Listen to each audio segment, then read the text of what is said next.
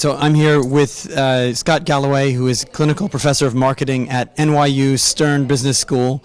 We just saw a very interesting debate about cyberbullying, which you took part in, and one element that I thought was interesting is the responsibility or lack of responsibility that the platforms feel for what is going on. Yeah. The Facebooks, Twitters, where a lot of that material that is the bullying element is put on. What is the perspective that the platforms give? So to date, I think the platforms are trying to avoid it because it involves cost, and when they start drawing lines, it's sort of assuming that they're saying anything beyond this line is wrong, we might be liable. So I think they've wanted to stay out of the debate and have, there's Craigslist basically saying, look, we're just a platform. And then the law saying, and then Craigslist acknowledging, no, if someone is using your platform to solicit victims, murder victims, that we have an obligation to get involved. And you cited when we were off camera that Google has said, look, on certain types of content, we're just not going to allow it because we see a lot of downside, not a lot of upside for our users. So they are drawing lines, but they're trying to make sure that they don't get into the business of trying to pretend they're arbiters of what is appropriate and not appropriate. Where they've drawn the line, it's pretty obvious. The stuff on the other side of the line gets very little debate. Yeah, that's there's very few people saying no. You should post revenge porn. No, you should post white supremacist calls to arms. So right now they've been fairly timid around where they put the line. But it gets very tough to determine. One man's freedom fighter is another man's Hugely terrorist. Challenging. Tons of ethics. And the legislation and the decision models for figuring out where that line haven't caught up to the technology. I mean, these are incredibly complicated problems that really thoughtful people at Google and elsewhere are struggling with. I don't think anyone has a chart that says how we should deal with this.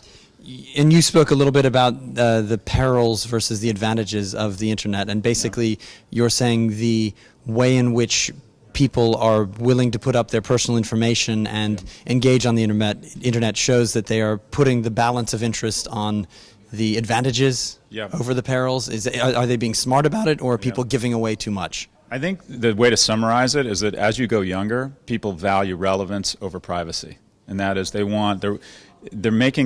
entered into a compact with the commercial world that says, I'll give you a lot of private information as long as there's a coupon at the end of it, or my site experience is more relevant, or the ads you start serving me are more relevant or more specific. So my dad gets horrified when he goes to the Mercedes site and then Audi starts serving him ads. It's like, how did Audi figure that out? Someone's tracking me and it bothers me.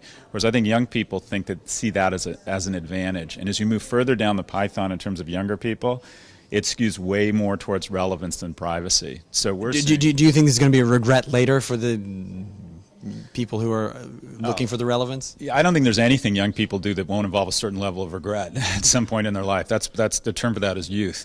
But what I'm hoping it fosters is that as a society we become more forgiving of young people when they make mistakes. And you do see that kids under the age of 18, and this is the right thing, are given a certain amount of hall passes when they do stupid stuff online.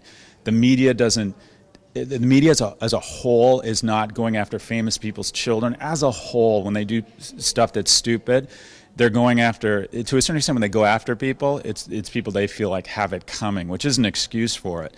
But there is, not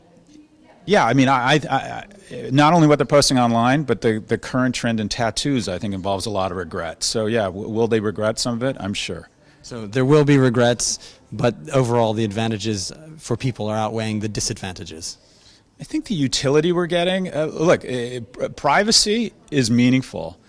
The likelihood you're going to die at the hands of another human being is profound. Abject poverty is profound. Infant mortality is profound. All of those things are heading in the right direction, down, because of the same technologies, right, that make privacy very hard to deal with, right?